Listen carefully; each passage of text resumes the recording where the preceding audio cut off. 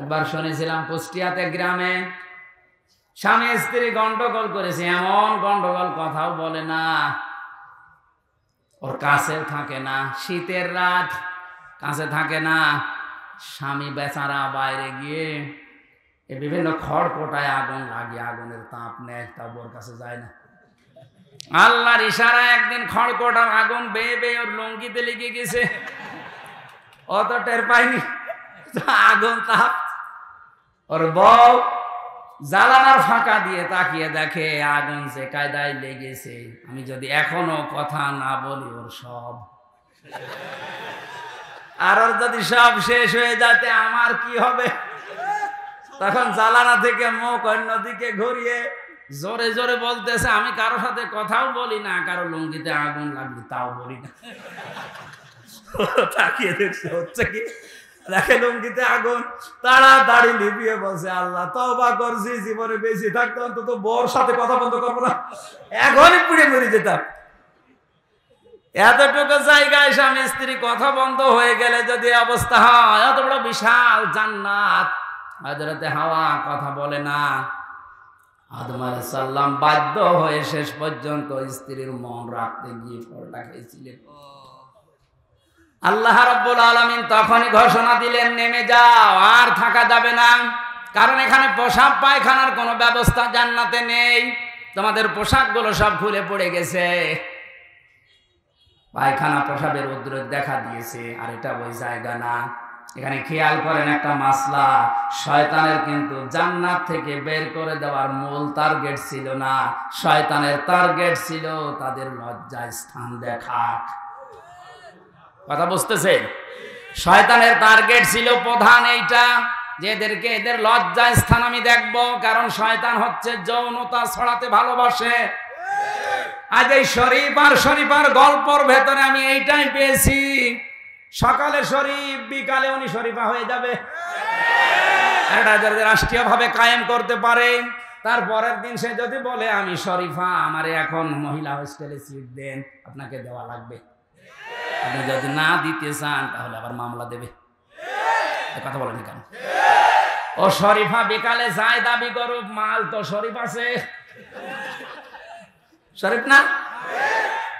এখন যে আপনার বোন আপনার মেয়ে থাকে হোস্টেলে, ও বেটা শরীফা যাই হোক, ও তো আসল শরীফ, ও থাকলে আগামী প্রজন্ম যারও সন্তান ভরে যাবে। শরীফ থেকে শরীফার দাবি করে এরা মেয়েদের লজ্জা স্থান নিয়ে খেলা করার চেষ্টায় আছে, আর আমাদের আগামী প্রজন্মকে এরা জারজ হিসাবে পরিগণিত করতে চাচ্ছে। ৯৬% মুসলমানের এই দেশে আমাদের যারা দায়িত্বে আছে তাদের বলবো, শুধু আমরা বিপদে পড়বো না, আপনিও বিপদে পড়বেন। পড়বেন কি? আপনার তো আরো চরিত্র নেই, আপনার চরিত্র তো এরকমই, এই জন্য আপনার কিছু মনে হচ্ছে না, কিন্তু আমি তো মানুষ, আমি আদমের সন্তান, আমার তো লজ্জা লাগে যে শরীফ থেকে শরীফা নাম নিয়ে আপনি আমার বোনের কাছে মেয়ের কাছে থাকবেন, এটা মেনে নেওয়া যায়? শয়তান ছিল যৌনবাদী, শয়তান আরো জোরে আলহামদুলিল্লাহি রাব্বিল মাশরিকাইনি ওয়া রাব্বিল মাগরিবাইন আল্লাযী খালাকা কুল্লা শাইইন যাওজাইন ওয়া আওজাবা আলাইনাল ইহসানা বিল ওয়ালিদাইন ওয়া নাশহাদু আন লা ইলাহা ইল্লাল্লাহু ওয়াহদাহু লা শারীকা লাহু ওয়া আশহাদু আন্না মুহাম্মাদান আবদুহু ওয়া রাসূলুহু সাজ্জিদুল কাওনাইন সাল্লাল্লাহু আলাইহি ওয়া আলা আলিহি ওয়া সাহবিহি ওয়া তাবাইহি আজমাইন লাইলা ওয়া নাহারান ফিত তারফাইন فقد قال الله تعالى في كلامه المجيد وبرهانه التوحيد জবান খুলে পড়ে না আউযু বিল্লাহি মিনাশ মিনাশ-শাইতানির রাজীম। বিসমিল্লাহির রহমানির রহিম।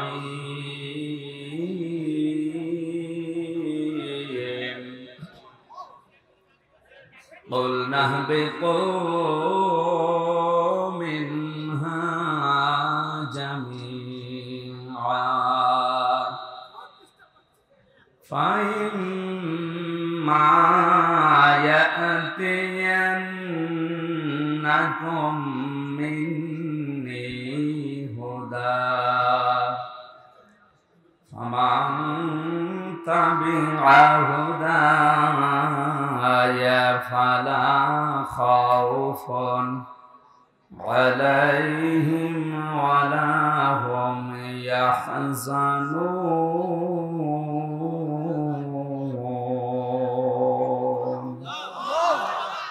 صدقت يا ربنا عن أبي هريرة رضي الله تعالى عنه قال قال النبي صلى الله عليه وسلم الدنيا سجن المؤمن وجنة الكافر رواه ابن ماجه বন্ধ করে দিন ইকো وقال تعالى في شان حبيبي وما زادهم إلا إيمانا وتسليما اللهم صل على سيدنا مولانا محمد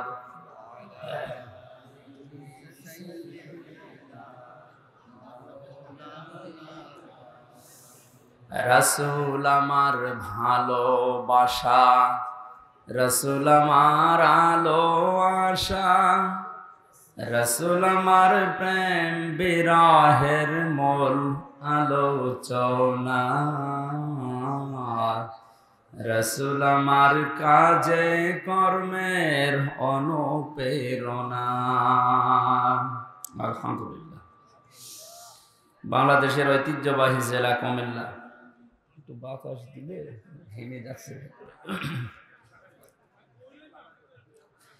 বেইপাড়া থানার অন্তর্গত নাইঘর কেন্দ্রীয় ঈদগাহ ময়দানে ইসলামী যুব সংগঠনের উদ্যোগে 12তম ঐতিহাসিক তাফসীরুল কোরআন মাহফিলের স্বনামধন্য সভাপতি জনাব হাজী জসিমউদ্দিন আতালাল্লাহু উমরাহু ওয়া বারাকাল্লাহু ফি হায়াতি, মাহফিলের প্রধান অতিথি মাননীয় জাতীয় সংসদ সদস্য জনাব এম এ জাহের, প্রধান মেহমান জনাব অ্যাডভোকেট আব্দুল বারী, এতক্ষণ পর্যন্ত সুরের জগতে আমাদেরকে মাতিয়ে রেখেছিলেন, যার এক একটি গান বলেন, গজল বলেন, নাশিদ বলেন, আমাদের 1.5-2 ঘন্টার আলোচনার সমান, তার চাইতেও বেশি কথা যদি আপনি বুঝতে পারেন।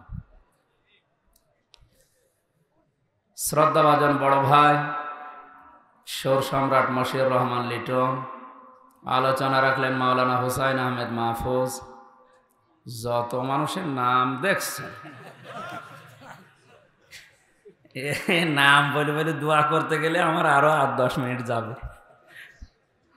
মঞ্চে বসা আছেন যার মাধ্যমে সেই কুষ্টিয়া থেকে পর্যন্ত এসেছি, ইসলামী আন্দোলনের অন্যতম নেতা শ্রদ্ধাভাজন বড় ভাই জনাব ডক্টর মোবারক হুসাইন, আপনাদের এলাকার সন্তান।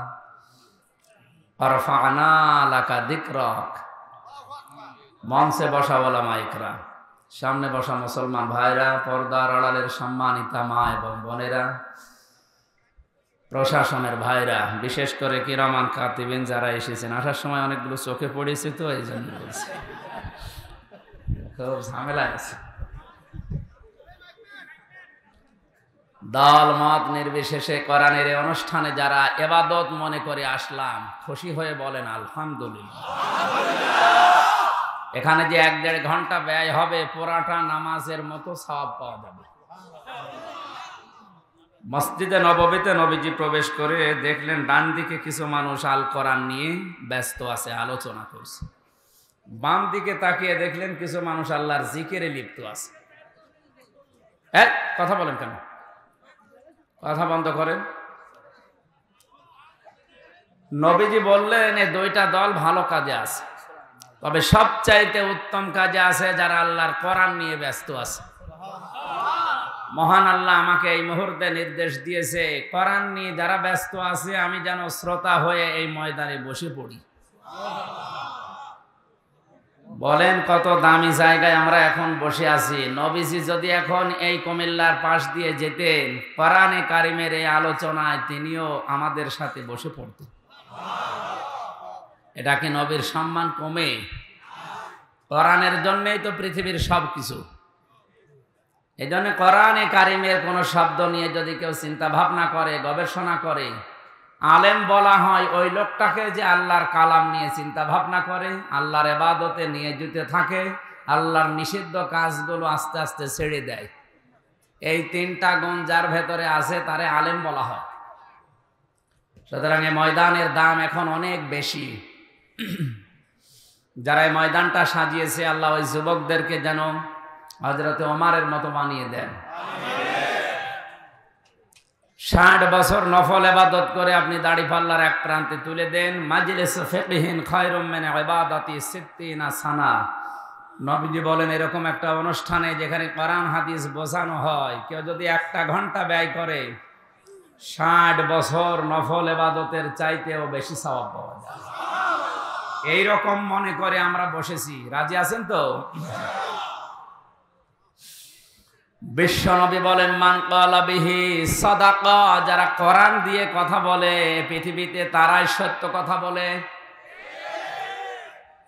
এ কথাটা পড়তে গিয়ে কয়েকদিন আগে চট্টগ্রাম থেকে আসার সময়, আমি নাম নিলাম না, একজন বড় নেতা পাশের সিটে বসা আমারে বলছে, হুজুর মিথ্যা কথা আর কত বলবো। মিথ্যা বলতে বলতে জীবনটা শেষ করে ফেললাম, আর কত ধোকা দেব মানুষকে। তার মানে যার কথাই কোরআন নেই ও কথা মিথ্যা কথা। কথা বুঝতেছেন? আমার আমিলা বিহি উজিরা, যারা কোরআন দিয়ে আমল করবে তাদের পুরস্কার আল্লাহ নিচে দিবেন। আপনি হাদিসের আমল ফাজাইলের আমল করলে সওয়াব পাবেন না তা না, হয়তো কিয়ামতে ফেরেশতাদের নবীদের দিয়ে আল্লাহ পুরস্কার তুলে দেবে। আজকে আমাদেরকে যেমন কেস দিয়েছে, কিয়ামতের ময়দানে মহান আল্লাহ নিজে হাতে পুরস্কার দেবেন তাদেরকে যারা এই কোরআনের আমল করবে। এই কোরআনে 500 শরীয়তের বিধান আছে, আমল আছে। আজকে আমরা একটা জেনে বাড়ি যাব ইনশাআল্লাহ। কুষ্টিয়াতে একবার আমি জেলে যাওয়ার আগে 21 সালের দিকে এক মুরব্বী আমারও বলছিল, হুজুর এত ওয়াজ করেন 1-1.5 ঘন্টা 2 ঘন্টা, এত মনে রাখা যায়? এমন একটা কথা বলেন যে এক কথা মানবো, জান্নাতে চলে যাবো। মানে শর্টকাট আমল দেন। চিন্তা করলাম এর শর্টকাট আমল দেওয়া যায় কি করে দেখি। কোরআন শরীফ পড়তে পড়তে এই আয়াতটা আমার চোখে ধরা পড়েছে। আমি দেখলাম এর ভেতরে যা আছে, একটা কথা আছে, যদি কেউ একটা কথা মেনে নেয় সে জান্নাতে। আমরাও আজকে একটা কথা মেনে শর্টে কাটে জান্নাতে যাব ইনশাআল্লাহ। কিন্তু এই একটাই মানা লাগবে, মানবেন তো? আমার হাকামা বিহি আদালা, যারা কোরআন দিয়ে বিচার ফায়সালা করে, এরা ন্যায় বিচার কায়েম করতে পারে। হাদিসের অংশ দ্বারা বোঝা যায় দুনিয়াতে যেখানে কোরআনের বিচার নেই ওখানে ন্যায় বিচারের পরিবর্তে অবিচার বেশি হয়। যার প্রমাণ আমাদের এই দেশ। এখানে যে অবিচার চলছে তার প্রমাণ তো আমি নিজেই। 3টা বছর আমার জীবন থেকে আপনি নষ্ট করে দিলেন, কি জবাব দিবেন আপনি বলেন? ওরা নিজেরাই আমারে বলে, হুজুর আমার কিছু করার নেই। আমিও জানি, কিন্তু করব কি? তার মানে কোরআনের বিচার ব্যবস্থা না থাকলে আমার মতো আপনার ছেলেও কয়েকদিন পর ধরা খাবে। তখন বুঝবেন কেমন লাগে। এবার যে গুরুত্বপূর্ণ কথাটা বলছি, আমান দাআ ইলাইহি হাদা, একালিপটা আনাস। যে ব্যক্তি হেদায়েতের উপরে থাকতে চায় তার জীবনের মেন কাজ হবে সে যেন মানুষকে কোরআন দিয়ে ডাকে। কে দিয়ে? আমি তো হেদায়েতের উপরে থাকতে চাই, এজন্য জীবনের উপরে রিস্ক নিয়ে হলো কোরআন দিয়ে ডাক দেই। ও সাপের কাহিনী, মাছের কাহিনী, কুকুরের কাহিনী আমারও মুখস্থ আছে, তো ছাতা বলি করবো কি? কথা বললে তো আমি হেদায়েতের উপরে থাকতে পারবো না। হাদিসের এই অংশ দ্বারা আমি যেটা বুঝেছি, নবীজি বলেন কেউ যদি হেদায়েতের উপরে থাকতে চায় তার জীবনে মানুষকে ডাক দেওয়া লাগবে কোরআন দিয়ে। কারণ এটাই হচ্ছে হেদায়েতের মশাল, ফিহি মাসাবিহিল হুদা ও মানারিল হিকমা। হেদায়েত দেওয়ার জন্য একটাই কিতাব এখন দুনিয়ায় আছে। পৃথিবীর কোন কিতাব মানুষকে হেদায়েত দিতে পারে না, পারবেও না, এই একটাই কিতাব ছাড়া। এই জন্য কিতাবের আগে আল্লাহ আলিফ লাম দিয়ে নির্দিষ্ট করে দিয়েছেন, দালিকাল কিতাবু লা রাইবা ফীহি। এই যে কিতাবের আগে আলিফ লাম, এটা খেলা করার জন্য দেয়নি। এই পৃথিবীতে একমাত্র, কেবলমাত্র, শুধুমাত্র একটাই কিতাব এখন আছে যেটা মানুষকে হেদায়েত দিতে পারে, তার নাম কোরআন শরীফ। আয়াতের ব্যাখ্যায় হাদিস পেয়েছি আমি, মানিত্তাবাআল হুদা বিগাইরিল কোরআন আদাল্লাহুল্লাহ। তিরমিজি শরীফের হাদিস। নবীজি বলেন, কোরআন বাদ দিয়ে কোন মানুষ যদি পৃথিবীর কোন জায়গায় ভালো হওয়ার নিয়তেও যায়, আল্লাহ নিজে দায়িত্ব নিয়ে তারে গোমরা বানিয়ে দেয়।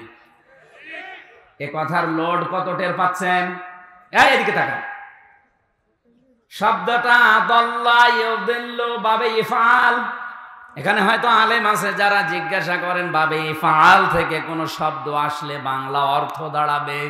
আপনার হয়তো নিয়ত ভালো ছিল, হেদায়েতের জন্য কোন জায়গায় গিয়েছিলেন, কিন্তু কোরআন সেখানে ছিল না।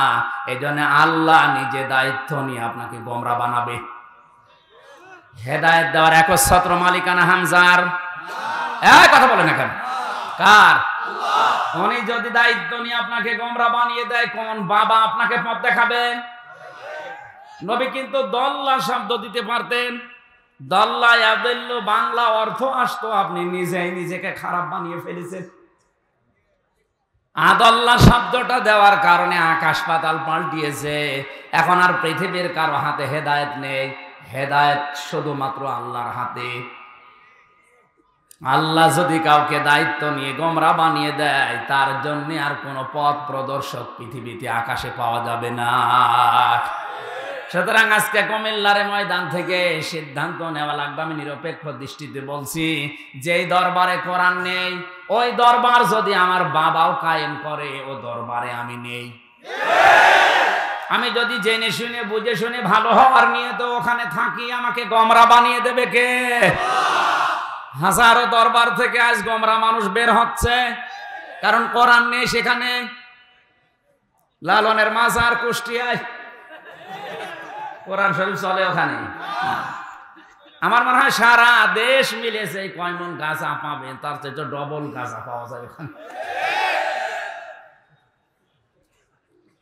আর একটা কথা বলছি, যেই দলে কোরআন নেই, যে দলের কর্মসূচিতে কোরআনের নিয়ম কানুন চলে না, ওই দলে আমি নেই। ওখানে যদি আমি ভালো হওয়ার নিয়তেও থাকি, আমাকে খারাপ বানাবে কে? কারা কারা এই হাদিসটা মানতে রাজি আছেন দেখি? লিল্লাহে তাকবীর।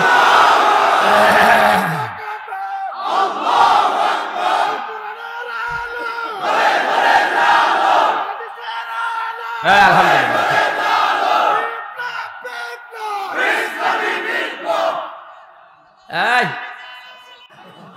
ওয়াজ হয়ে গেছে না? এবার মোনাজাত করে দিই। আবার কি শুনবে?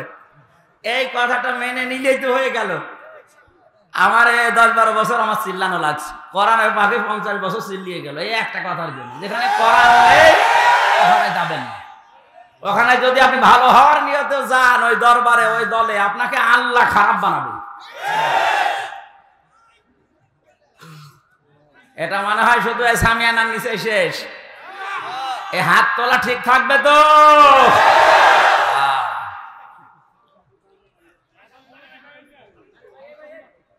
ভাই আপনারা যারা দাঁড়িয়ে আছেন, আপনাদের ডবল সওয়াব হবে আজকে। কারণ কোরআন শরীফে আমরা পড়েছি যে কোরআন পড়তে গেলে যদি কেউ কষ্ট করে পড়ে, ওর ডবল সওয়াব হয়।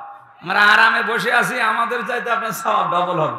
এখানে কষ্ট হচ্ছে, ওরা দেখতে পাচ্ছি। এরা জায়গা তো আর নেই, আছে আর জায়গা আর জায়গা নেই, আপনারা দরকার হয় বাড়ি চলে যান, তো ওইভাবে দাঁড়ান, কিছু করার নেই। আমরা বেশি সময় কথা বলবো না ইনশাল্লাহ, ঘন্টা খানি। আজকের আলোচনার বিষয় একটা কাজে জান্নাতি। কয়টা? আমাদের বাবার বাড়ি ওইটা, আমরা আবার ওখানে ফেরত যাব। যে একটা কাজ করার জন্য আল্লাহ দুনিয়াতে আমাদের দায়িত্ব দিয়েছে, ওইটা করে যতটুকু হায়াত যার আছে শেষ হয়ে গেলে আবার আসল বাড়ি ফিরে যাবে ইনশাআল্লাহ। হাদিসের শেষ কথা কি? ফাকাদ হুদিয়া ইলা সিরাতিম মুস্তাকিম। কেউ যদি কোরআনের ডাকে সাড়া দিতে পারে, মহান আল্লাহ তাকে হেদায়েতের রাস্তা নসিব করে দেবেন। আমরা কম বেশি আল্লাহর দিকে কোরআন দিয়ে হোক হাদিস দিয়ে হোক ডাকি না? ডাকি না? ডাকি। ভালো ভালো কাজও কম বেশি নিজের সামর্থ্য অনুযায়ী আমরা করি।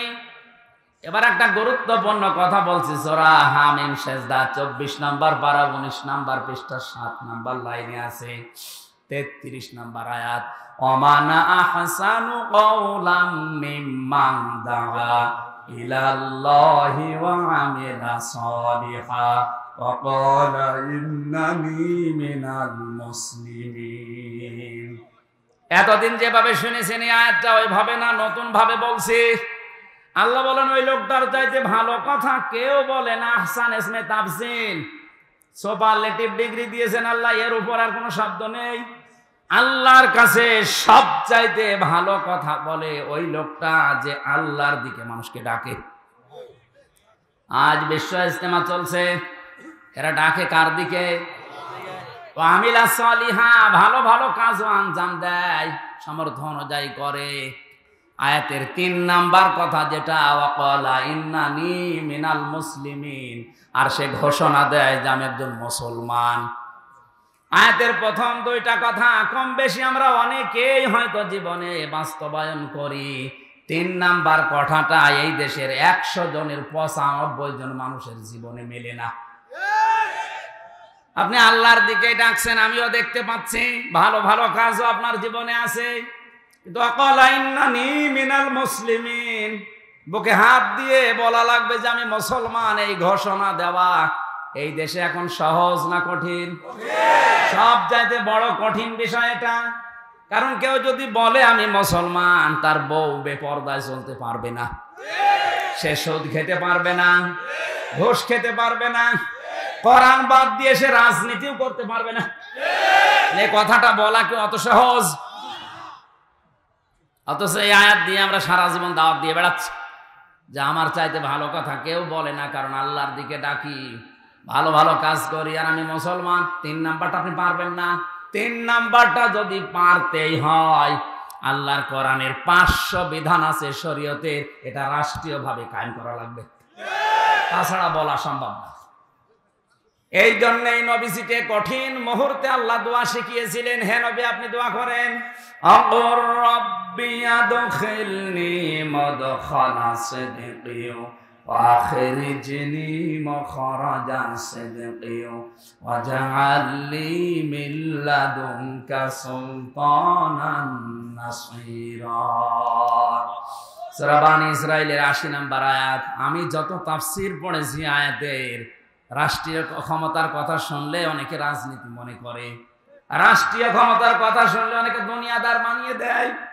অথচ নবীজিকে আল্লাহ কঠিন মুহূর্তে চারিদিকে শত্রু দাঁড়িয়ে খোলা তরবারি নিয়ে বিশ্ব নবীকে আল্লাহ শিখিয়ে দিচ্ছেন, হে নবী আপনি এই দোয়া করেন। দোয়া কবুল করবেন কে? উনি যদি শিখিয়ে দেয়, দোয়া কবুল হতে দেরি লাগবে?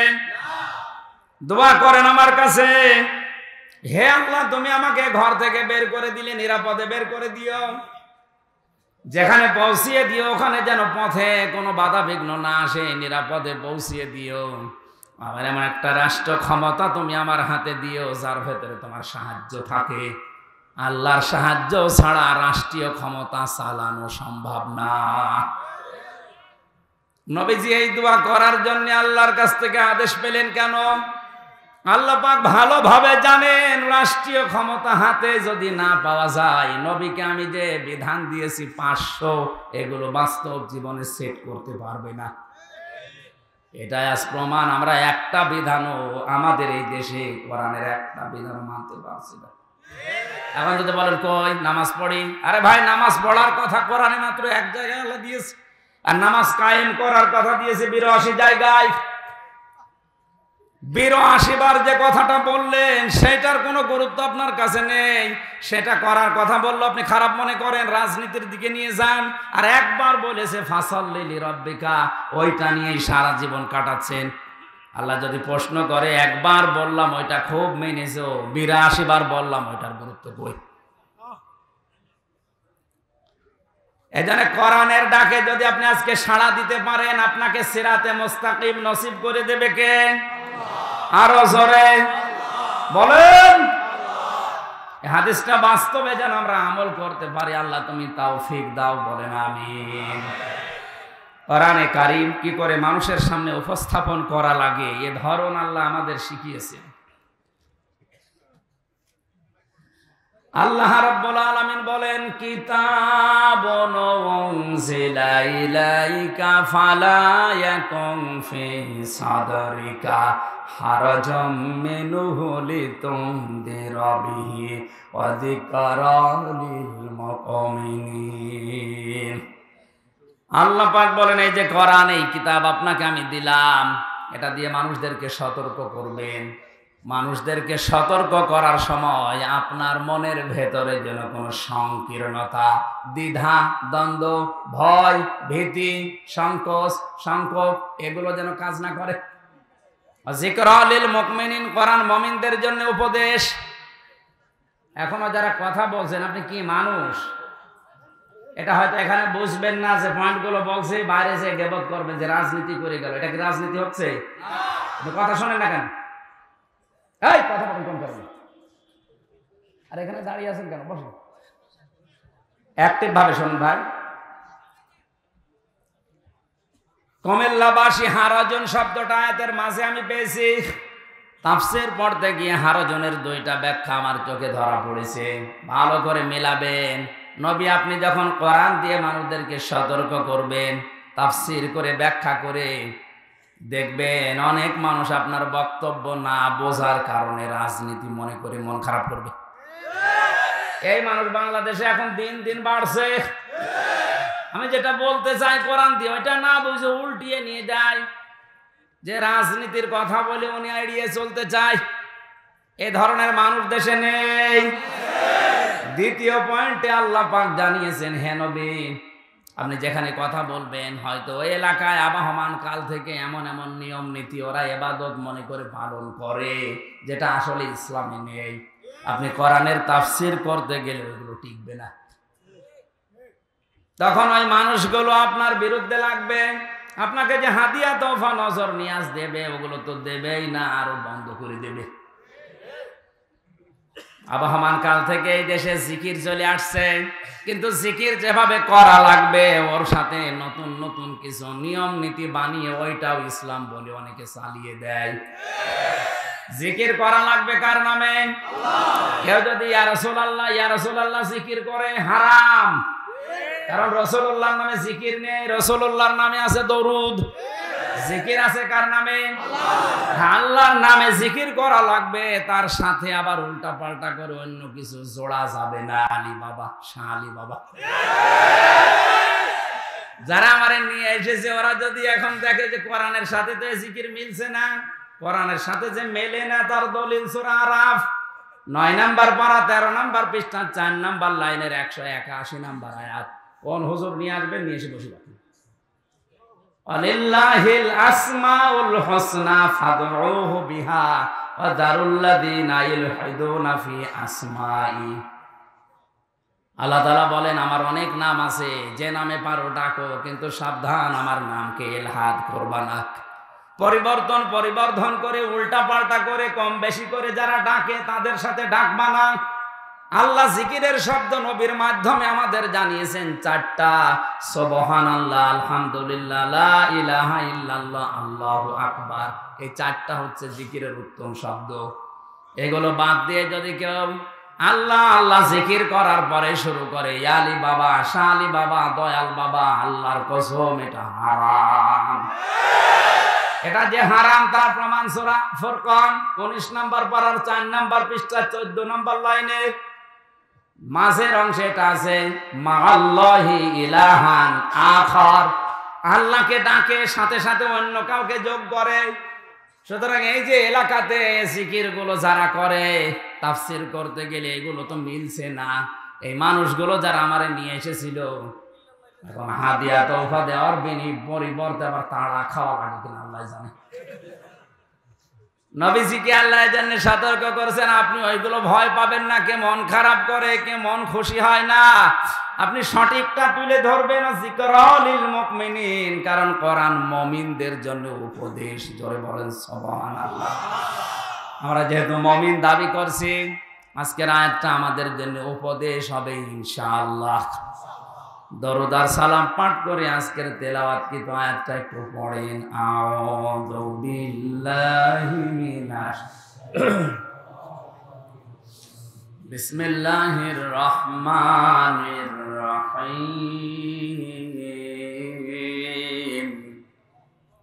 কুল নাহবিতু মিনহা জামিআ। সূরা বাকারা ৩৮ নম্বর আয়াত। আমি সব দিকে বাদ দিয়ে সামারাইজ করে খুব তাড়াতাড়ি করছি, কারণ কণ্ঠ বসে গেলে সবই বাতিল হয়ে যাবে। তাড়াতাড়ি করছি। আল্লাহ পাক বলেন, আমি সবাইকে বললাম যাও নেমে যাও। এই যে সবাইকে বললাম, সবাই বলতে মাত্র ৩ জন ওখানে, আদম, হাওয়া আর শয়তান। অথচ ইহবিতু বহুবচন জামিয়া, সবাই নেমে যাও। তাফসিরে মুফাসসির লিখেছেন, এই সবাই বলতে আদম এবং হাওয়া, এদের সন্তান কিয়ামত পর্যন্ত যত আসবে সবাই এর ভেতরে শামিল। আর শিক্ষা ব্যবস্থায় অনেকে আদমের সন্তান অস্বীকার করে বানরের সন্তান এই পরিচয় দিতে আগ্রহ দেখাচ্ছে। এটা আয়াতের পুরাপুরি বিরোধী। যারা এই দায়িত্বে আছে, যারা এই কথা বলছে আমাদের পূর্বপুরুষ বানর, হতে পারে আপনার পূর্বপুরুষ, আমাদের না। ৯৬% মুসলমানের এই দেশে আমরা এই শিক্ষা মানি না, কারণ কোরআন জানিয়েছে আমরা আদমের সন্তান। হযরত আদম আলাইহিস সালামকে আল্লাহ পাঠিয়ে দিলেন। ৬০ হাত লম্বা, ৩৬ হাত মোটা করে বানিয়ে রেখেছেন। নাক দিয়ে রূহ দেওয়ার পরে তিনি হাসি দিয়েছিলেন। হাসি দেওয়ার সঙ্গে সঙ্গে যত জার্ম ছিল ভেতরে সবাই হাসির মাধ্যমে আল্লাহ বের করে দিলেন। হযরতে আদম খুশি হয়ে বলেছিলেন আলহামদুলিল্লাহ। আল্লাহ এত বেশি এই শব্দটার উপরে খুশি হয়েছিলেন ওই সময়, কিয়ামত পর্যন্ত আদমের সন্তান যারা দুনিয়ায় আসবে, ওরা যদি হাসি দিয়ে শরীরের ভেতরে যে জার্মগুলো আছে এর মাধ্যমে বের হয়ে যায়, ওরাও যেন পড়ে আলহামদুলিল্লাহ। বিজ্ঞান এখন প্রমাণ করছে, একবার যদি কেউ হাসি দেয়, এই সারাদিন সারা রাতের যে ধুলাবালি ময়লাগুলো নাক দিয়ে মুখ দিয়ে বিভিন্ন শরীরের জায়গা দিয়ে প্রবেশ করে, হাসির মাধ্যমে যেটা বের হয়ে যায়, যদি মেশিন দিয়ে পরীক্ষা করে বের করা লাগে কমপক্ষে ১২,০০০ টাকা খরচ হবে। এই জন্যই তো আলহামদুলিল্লাহ বলার জন্যে, এমনকি পাশে যে থাকবে তারে বলা লাগবে ইয়ারহামুকাল্লাহ, তার পাশে যে থাকবে সে বলবে ইয়াহদিকাল্লাহ। সুবহানাল্লাহ বলতে পারেন নাই? কেন বলা লাগে? ১৫০০ বছর আগে নবীজি আমাদের শুধু শুনিয়েছেন। বিজ্ঞান এখন গবেষণা করে দেখছে, একবার হাসি দিলে কত কিছু বের হয়ে যাচ্ছে। হযরতে আদম পড়ে আছেন, রূহ দেওয়ার পরে যখন হাসি দিলেন, জান্নাতের ভেতরে সব কিছুই তার ছিল, কিন্তু মনে শান্তি ছিল না। আল্লাহ রাব্বুল আলামিন আদমের মনের কথা ভাবনা বোঝার পরে বাম পাথরের হাড় থেকে একটা নারীকে তৈরি করে তার পাশে বসিয়ে রাখলেন। হযরতে হাওয়া আলাইহিস সালাম এত সুন্দরী ছিল, আমি তাফসিরে পড়েছি ৪ জন মহিলাকে আল্লাহ দুনিয়ায় সবচাইতে সুন্দরী করে বানিয়েছেন। তার ভেতরে হাওয়া ১ নম্বর। দ্বিতীয় নম্বরে ছিল বিলকিস, ৩ নম্বরে ছিল জুলাইখা, ৪ নম্বর হযরতে ইব্রাহিম আলাইহিস সালামের প্রথম স্ত্রী সারা। এত সুন্দর করে আল্লাহ দুনিয়াতে কাউকে বানানোনি আর বানাবেনও না। পুরুষদের ভেতরে ২ জন মানুষকে সব চাইতে বেশি সৌন্দর্য দিয়েছিলেন, একজনের নাম মুহাম্মদ রাসূলুল্লাহ, আর একজনের নাম হযরত ইউসুফ আলাইহিস সালাম।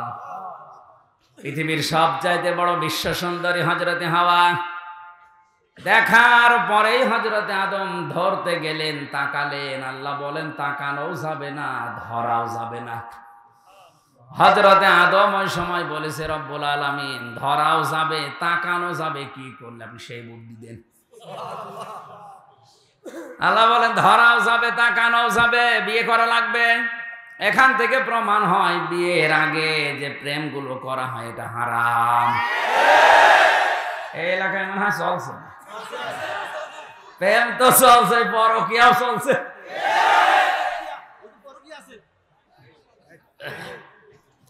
খেয়াল করে শুনবেন, আমি মাসলা বলার জন্য। হযরতে আদম আলাইহিস সালাম বলেন আল্লাহ আমি বিয়ে করতে রাজি আছি, অসুবিধা নেই। আল্লাহ পাক বলেন বিয়ে করতে রাজি হলে হবে না, দেন মোহর দেওয়া লাগবে। বলেন টাকা পাবো কোথায়? কিছু যখন নেই, আমার শেষ নবী মুহাম্মদুর রাসূলুল্লাহর নামে 10 বার দরুদ পড়ো, ওইটাই আমি দেন মোহর হিসেবে ধরে নেব। তারপরেও তারে দেন মোহর দেওয়া লেগেছে। এখন যদি কেউ চালাকি করে বলে 10 বার না 50 বার পড়ে দিচ্ছি। হযরতে আদম আলাইহিস সালাম বিয়ে হয়ে যাওয়ার পরে এবার যে মূল কথাটা বলার জন্য আমি এটা পড়েছিলাম, হযরতে আদম নবীকে আল্লাহ এবার আদেশ দিলেন অকুলনা ইয়া আদম উসকুন আনতা ওয়া যাওজুকাল জান্নাতা ওয়া কুলা মিনহা রাগাদান হাইসু শি'তুমা। এই খেয়াল করো, বিয়ে শেষ হওয়ার পরে আল্লাহ পাক বলেন স্ত্রীকে নিয়ে এবার চলে যাও। জান্নাত কার বাড়ি? আদম আলাইহিস সালামের। কার বাড়ি? আমাদের বাবার বাড়ি। আমাদের বাবার বাড়ি না? আল্লাহ পাক জানাতে চাইলেন যে স্ত্রীকে নিয়ে এবার তোমার বাড়ি যাও। তার মানে বিয়ে করার পরে বউ নিয়ে যাওয়া লাগবে বাবার বাড়ি, এইটাই কোরআনের নির্দেশ। অথচ অনেক আছে বিয়ে করে নিজে ঘর জমায় থাকে। এলাকায় ঘর জমায় না, ঘাট ধরে তাড়িয়ে দেবে। তুই বিয়ে করে বাবার বাড়ি যাবি, তুই নিজে সহ থেকে যাস। এতটুকু শেষ করেননি, আল্লাহ পাক বলেন তুমি নিজে যাও, তোমার বউকে নিয়ে যাও। ওয়াকুলা মিনহা রাগাদান হাইসু শি'তুমা। এই যে শব্দটা একটু ভালো করে লক্ষ্য করেন, আনতা ওয়াকুলা আল্লাহ দেয়নি, একবারে ওয়াকুলা, তাও 2 বছর। আজ নারী পক্ষ, নারী স্বাধীনতা আন্দোলন, নারী বিপ্লব পরিষদ, নারী মুক্তি পরিষদ, প্রায় 13টা সংগঠন কাজ করছে দেশ নারীর পক্ষে। কি দিতে পেরেছেন আপনি? 1500 বছর আগে আমার আল্লাহ যেটা দিয়েছে ওইটা যদি নারীরা এভাবে বুঝতো, ওরা নিজেদের অধিকারের জন্য আন্দোলন করত। যেখানে গেলে নিজের পর্দা থাকবে না, স্ত্রীর পর্দা থাকে না। আমি একটা হাদিস পড়েছিলাম, বিশ্বনবী বলেন কিয়ামতের ময়দানে 10 প্রকার আকৃতি দিয়ে মানুষকে আল্লাহ তুলবে। তার ভেতরে 9 নম্বরে তারা কিছু মানুষের আকার হবে শুকরের মতো। আপনি এই চেহারাকে সুন্দর করার জন্য fair and lovely, fresh wash, কত কিছু মাখেন, অথচ চেহারা থাকবে না। মরণের পরে পাল্টিয়ে শুকরের মতো হয়ে যাবে। ইয়ারাফুল মুজরিমুনা বিসিমাহুম ফায়ুখাযু বিন নাওয়াসি ওয়াল আকদাম ফাবিআইয়ি আলাই রাব্বিকুমা তুকাযযিবান। জবান খুলে দিয়ে কোরআনের এই আয়াতটা পড়েন, ফাবিআইয়ি আলাই রাব্বিকুমা তুকাযযিবান। আয়াতের তাফসিরে মুফাসসির লিখেছেন কিয়ামতে আল্লাহ মানুষের আকার করবে 10 প্রকার, তার ভেতরে 9 নাম্বার প্রকার হবে শুকরের। শুকরের কাজ কি? নিজের স্ত্রীকে, নিজের মেয়েকে, বেটার বউকে নিয়ে দেখবেন এক জায়গায় যায়, নিজে বসে বসে গল্প করে আর ওগুলো সব ছেড়ে দেয়। আজ হাজারো মানুষের চরিত্র ঠিক এই শুকরের মতো। নিজের বউ, বেটার বউ, মেয়েকে নিয়ে যাচ্ছে অনুষ্ঠানে, বাজারে, নিজে এক জায়গায় বসে থাকে আর ওগুলো সব আল্লাহর রাস্তায় ছেড়ে দেয়। না, এটা ঠিক বলা ঠিক না, এটা আল্লাহর রাস্তা। আপনি কেন ঠিক বলবেন? আবার যদি একটু সুন্দরী হয় ও দিশা পায় না, মানুষকে দেখিয়ে নিজেও মজা পায়, ওদেরকেও মজা পাওয়ায়। কুষ্টিয়ার ওই যে গোল চত্বরে একবার মোটরসাইকেল নিয়ে দাঁড়িয়ে আছি, হঠাৎ দেখি একজন পাশে, পেছনে তাকানোর পরে আর তাকাতে পারলাম না। বললাম, ভাই কি? তোমার ভাবি। ভাবি কি পরিয়েছে নাকি শাড়ি না মশারি? আমার কানের কাছে মুখ নিয়ে বলছে, হামজা করবো কি? আমি তো সারা জীবন দেখলাম, আমি আর কত দেখবো? এলাকার মানুষের হক নেই,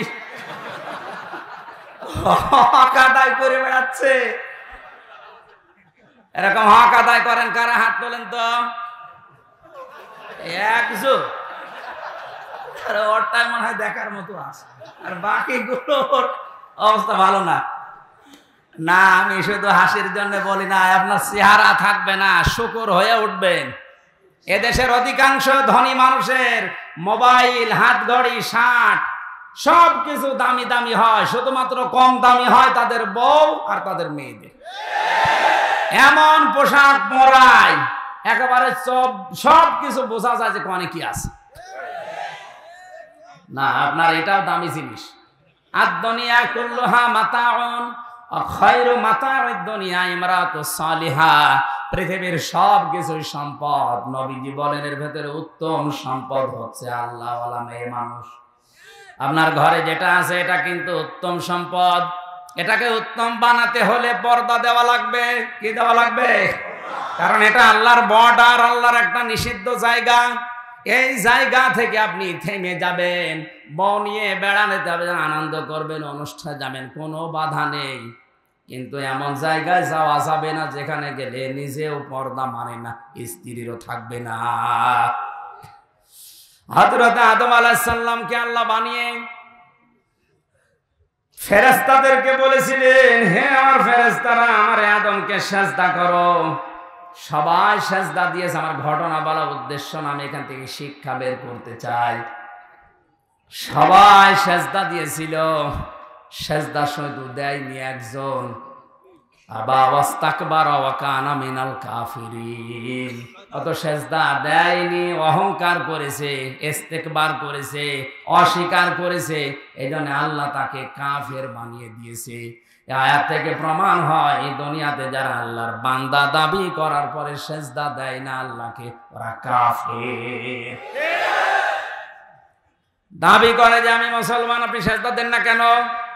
আজকের এই ময়দানে মুসলমান ছাড়া অন্য জাতি হয়তো সেরকম নেই। সিদ্ধান্ত নিয়ে বাড়ি যাবেন, আমি নামাজের ওয়াজ করি না, কারণ মুসলমান যদি নামাজ না পড়ে তো মুসলমান থাকে কি করে? বলেন বলেন। যতদিন বেঁচে আছি আজরাইল না আসে আমার কাছে, অন্তত আর যাই করি আমি ফরজ নামাজ ছাড়বো না। রাজি আছেন? রাষ্ট্রীয়ভাবে যদি এটা কায়েম থাকতো, আল্লাহর কসম আমি আয়াতটা পড়তাম না। যেহেতু রাষ্ট্রীয়ভাবে নেই, আমার হিসাব আমারই দেওয়া লাগবে। এই জন্য ফরজ নামাজের সিজদা যেন জীবনে বাদ না যায়। কারণ কেউ যদি ফরজ নামাজ না পড়ে, আল্লাহ নিজেদের দায়িত্ব ছেড়ে দেয়। বলেন নাউজুবিল্লাহ। আমার ভাইরা, হযরত মুসা আলাইহিস সালামের জামানার একটা ঘটনা আমি তাফসিরে পেয়েছি। এই খেয়ালতে, আল্লাহর নবী মুসা ডাক দিয়ে বলে, রব্বুল আলামিন, আমার একটা জান্নাতি মানুষ তুমি দেখাও, খোঁজ দাও। আল্লাহ পাক বলেন, মুসা, তোমার সাথে জান্নাতে থাকবে একজন, এই যে কামার, এই যে লোহা সোজা করে বিভিন্ন যন্ত্রপাতি বানায় এই লোকটা, উনি আবেগপূর্ণ মানুষ ছিলেন। কোনো কিছু শুনলে খালি প্রশ্ন করতেন।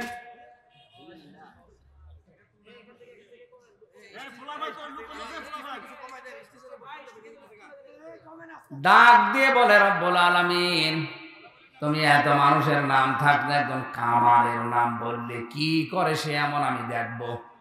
আল্লাহ পাক বলেন, ঠিক আছে, বাজারে যাও, বাজারের এক কোণে বসে এই কামার তার কর্মজীবনে কাজ করে, একটু দেখো। মানে চুরি করে লক্ষ্য করে দেখলে লোকটা করে কি, দূর থেকে লক্ষ্য করে দেখেন উনি হাঁপড় দিয়ে এই যে লোহা পিটাচ্ছে মুগুর দিয়ে। একবার মাথার উপরে মুগুর নেয়, একবার মারে, একবার উপরে নেয়, একবার পিটায়। হঠাৎ করে ওই সময় নামাজের যে সিস্টেম ছিল, আমাদের যেমন আজান, ওই সময় হয়তো একটা সিস্টেম ছিল।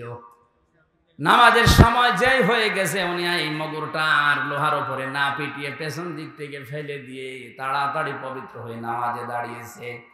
হযরতে মুসা ডাক দিয়ে বলে, রব্বুল আলামিন, তুমি এই লোকটাকে জান্নাতে বলে কেন ঘোষণা দিয়েছো আমি বুঝতে পেরেছি। এই মগরটা লোহার উপরে পিটিয়ে তারপরে অপবিত্র হয়ে নামাজে দাঁড়াতে পারতো।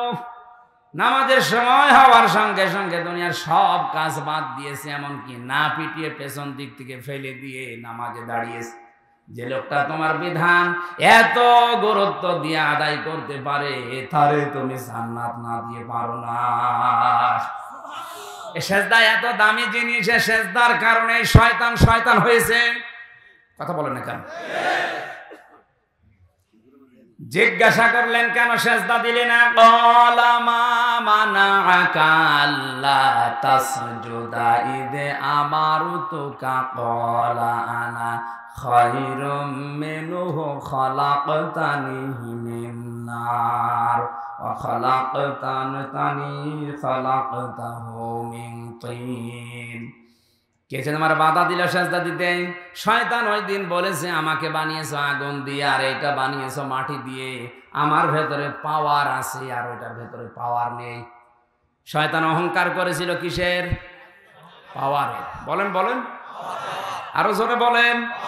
সুতরাং কেউ যদি ক্ষমতা পেয়ে যারা নিচে আছে তাদেরকে গুরুত্ব না দেয়, মানুষে মনে না করে, সেও ডিজিটাল শয়তান। আরে দেশে এখন দিন দিন এরকম বাড়ছে, কিছু জায়গা পেলে কি হনুরে, যে যখন চেয়ারে থাকে সে তখন গিয়ারে থাকে।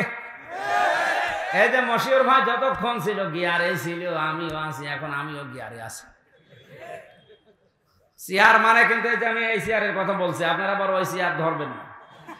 ওই চেয়ার একটা মেয়াদ আছে একেবারে 41 সাল, ওর আগে আপনি 5 বছর। চেয়ার মানে কোন চেয়ার? এই চেয়ার। এই চেয়ারে বসলে আপনাকে উঠাই লাগবে, এই চেয়ারে বসলে আপনাকে উঠাই লাগবে। শুধু একটা চেয়ার আছে, ও কোনো উঠাউঠি করা লাগে না।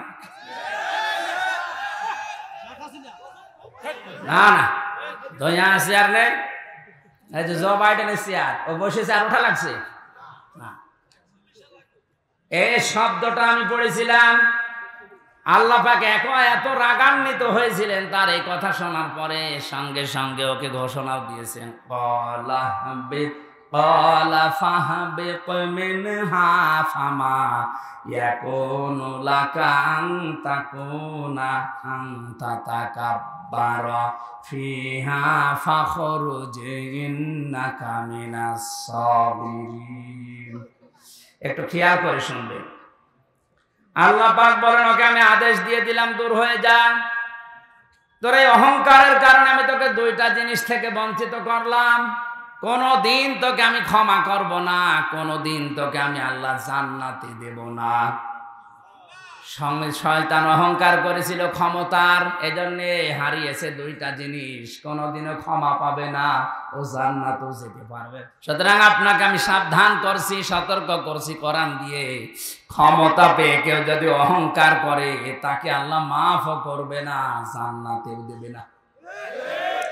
মাফ করবে না, জান্নাতে দেবে না। এর প্রমাণ এই যে তাতা কাব্বারা, এটা মজারে বর্তমান ভবিষ্যৎ, প্রেজেন্ট ফিউচার।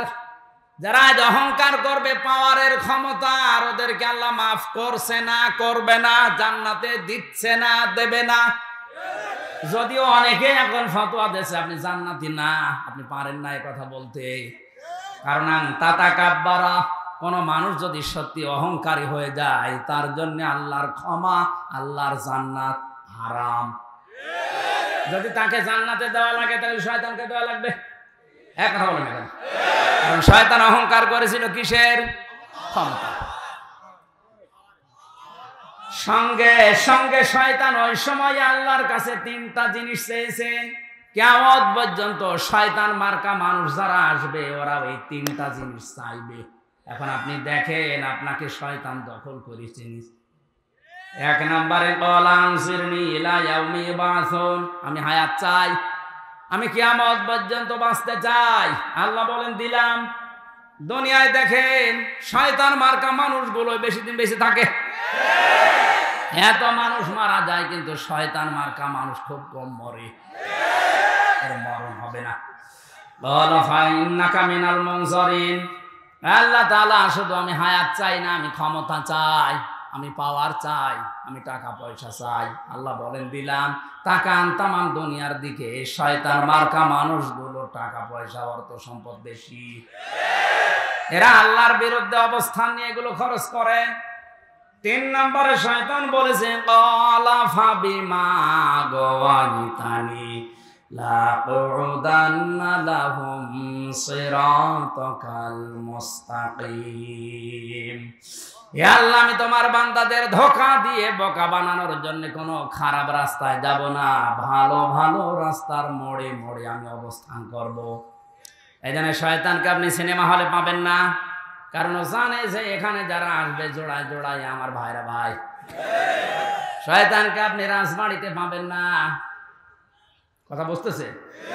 ও জানে যে এখানে যারা আসে এরা আমার চাইতে বড় শয়তান। শয়তান থাকে কোথায়? কুমিল্লার ব্রাহ্মণবাড়িয়ায় নাই ঘরের তাফসীর মাহফিলের বিভিন্ন জায়গায় শয়তান বসে আছে, বিভিন্ন মানুষকে ধোঁকা দিয়ে বোকা বানিয়ে রাস্তা থেকে ফিরিয়ে দেবে। এখানে যাওয়ার দরকার নেই, এখানে রাজনীতি হবে। শয়তান যদি আমার মনে হয় জিন শয়তান আশপাশে নাও থাকে, তো মানুষ শয়তান অনেক আছে।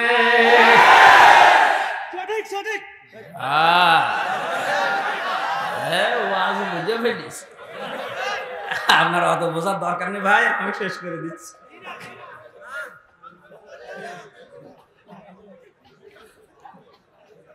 শয়তান ওয়াসওয়াসা, আমি সবকিছু বাদ দিয়ে মূল কথাটা বলার জন্য, ফাওয়াসওয়াসা লাহুমা শাইতানু লিয়াবদিয়া লাহুমা মা বুরিয়া আনহুমা মিন সাওআতিহিমা وقال ما نهاكما ربكما عن هذه الشجرة إلا أن تكونا ملكين أو تكونا من الخالدين। খেয়াল করে শুনবেন, শয়তান আদম আর হাওয়াকে জান্নাতে ওয়াসওয়াসা প্রথমেই দিয়েছিল, জান্নাতের গেটে দাঁড়িয়ে দাঁড়িয়ে কাঁদছিল। হযরতে আদম হয়তো কোন জায়গায় গিয়েছিলেন, হাওয়া আলাইহিস সালাম এসে দেখে একজন কাঁদতেছে, ডাক দিয়ে বলেন কাঁদেন কেন? শয়তানের অভ্যাস হচ্ছে কথা বলার আগেই কেঁদে ফেলা, এটা অভ্যাস তার। আজও পৃথিবীর বিভিন্ন জায়গায় আমরা দেখি কিছু মানুষ আছে কথা বলার আগে কেঁদে ফেলে। আমার কেউ নেই, কেউ নেই, আমি করবো কি? কেউ নেই বলে কেঁদে ফেলে। এটা শয়তানের প্রথম অভ্যাস, কথা বলার আগেই। বলেন বলেন। হযরতে হাওয়া কান্নাকাটি দেখে বলছেন আপনি কাঁদবেন না, বলেন কেন কাঁদেন? বলছে কাঁদি আমার জন্য না, কাঁদি তোমাদের জন্য। আমাদের আর কি, আমরা তো ভালোই আছি। ভালো আছো এইটাই তো সমস্যা। তোমাদেরকে এখানে আমি গোপন সূত্রে সংবাদ পেয়েছি যে এখানে রাখবে না। আমার কাছে গোয়েন্দা রিপোর্ট আছে যে এখানে তোমাদের রাখা হবে না, এখান থেকে নামিয়ে দেওয়া হবে। যদি এখানে থাকতে চাও তাহলে ওই যে জায়গায় যাওয়া নিষিদ্ধ, ওই জায়গায় তোমাদের যাওয়া লাগবে, ওই গাছের ফল খাওয়া লাগবে। হযরতে হাওয়া বলেছিল না, ওখানে যাওয়া নিষেধ, ওখানে গেলে জনগণ খেপে যাবে, আমি যেতে পারবো না। যেতে পারবা না? যদি যেতে না চাও আমার কাছে রিপোর্ট আছে, এই আরামে থাকতে পারবা না। মেয়েদের অভ্যাস হচ্ছে কোন জায়গায় যদি একবার শান্তি পায়, জীবন চলে গেলে ওই জায়গা ছাড়তে চায় না। এটা মেয়েদের অভ্যাস। পৃথিবীতে মেয়েদের অভ্যাসই এইটা, একবার যদি কোনো জায়গায় শান্তি পায়, জীবন চলে যাবে, ওই জায়গা ছাড়বে না। একবার যারা পরকীয়া প্রেমে শান্তি পেয়েছি, তামাম দুনিয়া দিলেও 4-5টা বাচ্চা রেখে চলে যায়। আমি নিচে নামতে পারলাম না, তাই ওরে ওয়াসওয়াসা দিয়েছে শয়তান যে এখানে যদি থাকতে চান তাহলে ওই গাছের ফল খাওয়াই লাগবে। বুদ্ধি দিচ্ছে যদি খেতে পারো ফেরেশতা হয়ে যাবা, অথবা চিরকাল এখানে থাকতে পারবা, তোমাদেরকে আর এখান থেকে বের করে দেওয়ার ক্ষমতা আল্লাহর নেই। যখন বলেছে আল্লাহর নেই, তখন উনি বুঝে ফেলেছেন তুই বলিস কে? ও তখন এবার আল্লাহর নামে কসম দিয়েছে, ওয়াকাসামাহুমা ইন্নী লাকুমা লামিনান নাসিহিন। থুক্কু বলে না, এই জায়গায় আছে থুক্কু, আমার কথা ভুল হয়ে গেছে, আমি কিন্তু আল্লাহর কসম করে বলছি আমি তোমাদের হিতাকাঙ্ক্ষী। শয়তান হিতাকাঙ্ক্ষী সেজে ক্ষতি করেছিল, আজও যত এনসিও বাংলাদেশে কাজ করছে সব হিতাকাঙ্ক্ষী সেজে আমাদের ঈমান ধ্বংস করছে। হযরতে হাওয়া বললেন, ঠিক আছে আপনি কাঁদবেন না, আমার স্বামী আসুক। তোমার স্বামী আসলেই হবে না, এমন করে তাকে বোঝাবে, যদি কথা না শোনে বলবা যে আমি তোমার এ ঘরে থাকবো না। হযরতে হাওয়াকে এমন এমন কথা শিখিয়েছে, আদম আলাইহিস সালাম আসার পরে তাকে বললেন, উনি রাজি না, না আমি এ কাজ করব না। হযরতে হাওয়া মন খারাপ করে আছে।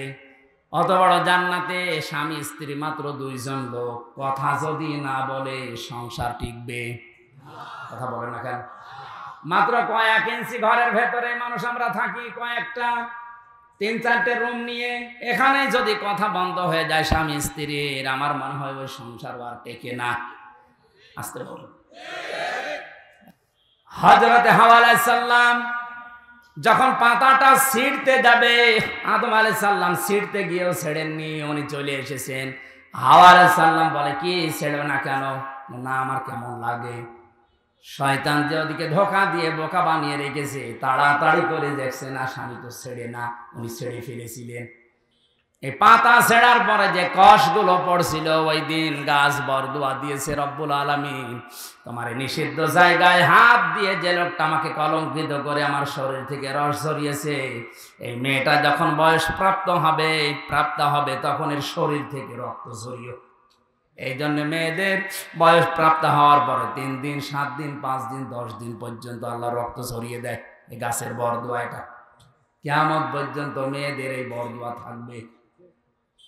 হযরত আদম আলাইহিস সালামের পোশাক যখন সব খুলে পড়ে গেছে, জান্নাতের ওই পাতাগুলো ছিঁড়ে ছিঁড়ে লজ্জা স্থানটা অন্তত ঢেকেছে, আর ওই যে শয়তান দাঁড়িয়েছিল দূরে, দুইজনের উলঙ্গ অবস্থা দেখে খিলখিল করে হাসতেছিল।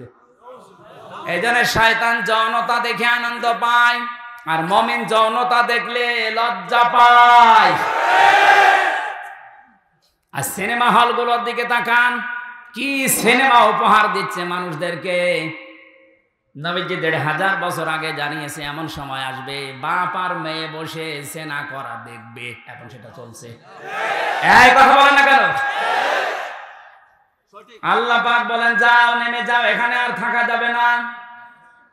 ওনাদেরকে নামিয়ে দেওয়ার পরে আমার আল্লাহ আদম আলাইহিস সালামের মন খারাপ দেখে যে আমার কি হবে এখন, আল্লাহ বলেন কোনো চিন্তা নেই, ফাইম্মা ইয়াতিয়ান্নাকুম মিন্নী হুদা, যুগে যুগে আমার পক্ষ থেকে হেদায়েত যাবে, কোনো চিন্তা নেই, কোনো ভয় নেই। যদি এই হেদায়েত অনুসরণ করতে পারো, যেখান থেকে নামিয়ে দিলাম আবার এই জায়গায় নিয়ে আসবো। তাহলে আমাদের ওই বাবার বাড়ি যদি ফেরত যাওয়া লাগে, কাজ করা লাগবে কয়টা? এই যে কোরআনের অনুসরণ করা লাগবে, কারণ এটাই সর্বশেষ হেদায়েতের বাণী। এটাতে যা আছে এটা যদি আমরা অনুসরণ করে অনুকরণ করে জীবনটা চালাতে পারি, এই একটা কাজে আবার জান্নাতি। আরে 500 যে শরীয়তের বিধান আছে, এগুলো যদি কেউ মানতে চায় একবারেই মেনে ফেলবে, বিষয়টা এমন না। নবীজি বলেন, না দুনিয়া সিজনুল মুমিন ওয়া জান্নাতুল কাফির, দুনিয়া মুমিন যারা দাবি করবে তাদের জন্য জেলখানার মতো মনে হবে, আর কাফেরদের জন্য বেহেশতের মতো মনে হবে।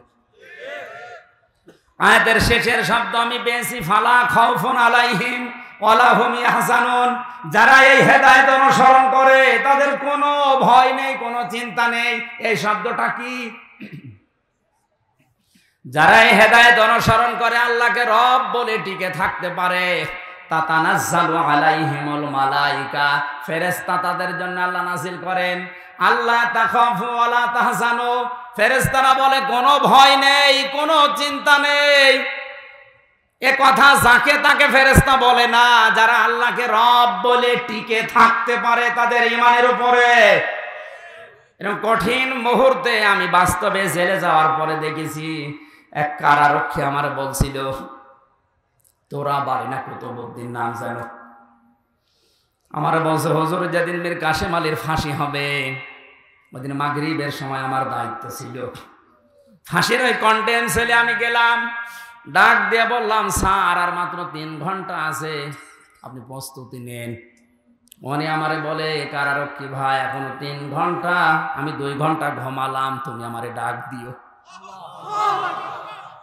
এই যে কোরআন আমার সামনে, আল্লাহর কসম কারারক্ষী যা যা বলেছে আমি ওইটাই বলছি। আমারে বলছে হুজুর দেখলাম ঠিক 2 ঘন্টা ঘুমিয়ে গেল। আমি চিন্তা করছি যার 1 ঘন্টা পরে ফাঁসি, যার ছেলে গুম হয়ে আছে তাও ব্যারিস্টার, বাংলাদেশে যদি 10 জন ধনী থাকে তার ভেতরে সে একজন। লক্ষ লক্ষ মানুষের কর্মসংস্থান তৈরি করেছে যে লোকটা, যার মাথা শুধু মাথা না একটা ম্যাগনেট। আর এই লোকটার ঘুম আসে কি করে? ঠিক ঘুমিয়ে গেছে, ডাক দিলাম 2 ঘন্টা পরে ঘুম থেকে উঠে গোসল করে নিল, ওযু করে নামাজ পড়ে আমারে বলছে চলেন। আমি ওই সময় ভেবেছি যে লোকটার ঘুম আসলো কি করে। আমিও বুঝতাম না এতদিনে আয়াতের তাফসীর, আমি এখন বুঝি যে ঘুম কেন এসেছিল। কারণ যারা এই হেদায়েতকে সত্যি মেনে নেবে, আল্লাহকে রব বলার পরে ঈমানের উপরে যারা দৃঢ়তা টিকে থাকতে পারবে, তাদের ফেরেশতারা এসে বলবে কোনো চিন্তা নেই, কোনো ভয় নেই। তোমার সন্তান, তোমার স্ত্রী, তোমার মেয়ে, তোমার এই ব্যবসা প্রতিষ্ঠান নিয়ে চিন্তা হয়, কোনো চিন্তা নেই, চলে যাও তুমি জান্নাতে, আর ওগুলো সব আমার আল্লাহ নিজে দেখে রাখবে। ওয়াবশিরু বিল জান্নাতিল্লাতী কুনতুম তুআদুন।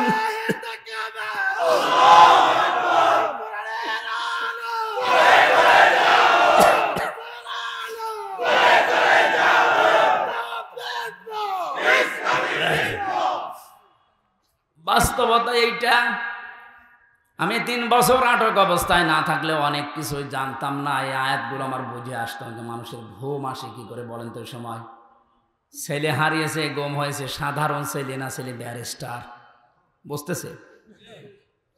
তাও আমার মতো সাধারণ হামজা হলে তো হয়তো লক্ষ লক্ষ মানুষ কর্মসংস্থান তৈরি করেছে লোকটা। তার মেধা তো মেধা না, আমার মনে হয় তার মাথাটা একটা কম্পিউটার ছিল। এইরকম মানুষের ঘুম আসছে কি করে? আমারই যদি 2টা মেয়ে নিয়ে একটা বউ নিয়ে ঘুম না আসে, আমার তো আর কিছু নেই, শুধু এইগুলোই। আর তার এত বড় বিশাল সাম্রাজ্য, তার ঘুম আসলো কি করে? অবশ্যই আমার আল্লাহ তাতানাজ্জালু আলাইহিমুল মালাইকা, ফেরেশতা পাঠিয়েছিলেন, নাই তো ঘুম আসার কথা না। জেলখানায় সবচাইতে বেশি চলে, সবচাইতে বেশি চলে ওখানে ঘুমের বড়ি, কারণ ঘুম আসে না। হাজারো মানুষ এই বড়িটার উপরে ঘুম আসতে যায় না, যেন বড়ি খেতে আসে। আমি যে কত বড়ি খেয়েছি আমি নিজেও জানি না। অথচ লোকটার মাথার উপরে মাত্র 3টা ঘন্টা, জীবন শেষ হয়ে যাবে, আর বলছে আমি 2 ঘন্টা ঘুমিয়ে নেই। এই জন্য এই হেদায়েতটা যদি আমরা এখনো মেনে চলতে পারি, আবার যেখান থেকে আল্লাহ আমাদের নামিয়ে দিয়েছিলেন, উনি কথা দিয়েছেন ওখানে ফেরত নিয়ে যাবেন। আল্লাহ আমাদেরকে যেন মেনে নেওয়ার তৌফিক দেন। আমি শেষ করে দিচ্ছি, বাস্তবতার দিকে তাকিয়ে আমার কণ্ঠ, শরীর সবকিছু তাকিয়ে শেষ করলাম। হাজার হাজার কথা এক একটা আয়াতে আছে। আগামীতে কোনো জায়গায় যদি আশপাশে আসি, এর পরের আয়াত থেকে শুরু করবো। বারাকাল্লাহু তাআলা। আমার এই কণ্ঠ বলাতে পারছে না, আল্লাহুম্মা আমিন। রব্বানা যালামনা আনফুসানা ওয়া ইল্লাম তাগফির লানা ওয়া তারহামনা লানাকুনান্না মিনাল খাসিরিন। রব্বুল আলামিন, কুমিল্লা জেলার বিপাড়া নাই ঘর কেন্দ্র ঈদগাহ ময়দানের দিকে তাকাও। হাজার হাজার বান্দা বান্দি কোরআনের শোনার জন্য চাতক পাখির মতো বসে আছে। কোরআন শোনার জন্য, বোঝার জন্য যারা এত পাগল, এদেরকে তুমি কোরআনের হেদায়েত দিয়ে দাও। এই মাহফিলে আয়োজন যে যুবকগুলো করেছে, এই যুবকদেরকে যে মা পেটে নিয়েছে, মায়ের পেট তুমি খাদিজার মতো ভাঙিয়ে দাও। রব্বুল আলামিন, বাবা আদম থেকে পর্যন্ত যত মানুষ কবরে আছে, কবরটা জান্নাত বানিয়ে দাও।